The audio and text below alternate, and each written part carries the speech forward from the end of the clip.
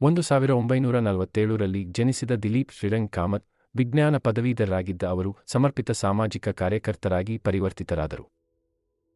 60 ವರ್ಷಕ್ಕಿಂತ ಹೆಚ್ಚು ಕಾಲ ಅವರು ಸಮುದಾಯಗಳನ್ನೆತ್ತಿಸುವ ಮತ್ತು ನೈಸರ್ಗಿಕ ಸಂಪತ್ತುಗಳನ್ನು ರಕ್ಷಿಸುವ ಕೆಲಸದಲ್ಲಿ ತೊಡಗಿದ್ದರು. ಅವರು ಚಂದ್ರಪುರದಲ್ಲಿ ಮಹಾನ್ ಬಾಬಾ ಆಮ್ಟೆಯೊಂದಿಗೆ ಕೆಲಸ ಮಾಡಿದರು ಮತ್ತು ಧೂಳೆಯ ದೂರದ ಪ್ರದೇಶಗಳಲ್ಲಿ ಭಿಲ್ ಜನಾಂಗವನ್ನು ಶಕ್ತಿಪಡಿಸಿದರು. ಅವರು ಬೆಳಗಾವಿಯ ಶ್ರಾಮಿಕ್ ಸಂಘಟನೆಯ ಮೂಲಕ 15,000 ಪವರ್ ಲೂಮ್ ಕಾರ್ಮಿಕರ ನೇತೃತ್ವ ವಹಿಸಿದರು. ಅವರು ಐತಿಹಾಸಿಕ ಪಶ್ಚಿಮ ಘಟ್ಟಗಳ ಉಳಿವಿಗಾಗಿ ಮೆರವಣಿಗೆಯ ಪ್ರಮುಖ ಆಯೋಜಕರಾಗಿದ್ದರು. ಪರಿವರ್ತನ ಎಂಬ ವೇದಿಕೆಯ ಸಂಯೋಜಕರಾಗಿ ಅವರು ನೂರಾರು ಕಾರ್ಯಕರ್ತರನ್ನು ಏಕಗೂಡಿಸಿದರು. ಅವರು ಕರ್ನಾಟಕದ ಮಧ್ಯಭಾಗದಲ್ಲಿ 80,000 ಎಕರೆ ಕಾಡನ್ನು ಕಾರ್ಪೊರೇಟ್ ಕಂಪನಿಗಳ ಲಾಲಸೆಯಿಂದ ರಕ್ಷಿಸಿದರು.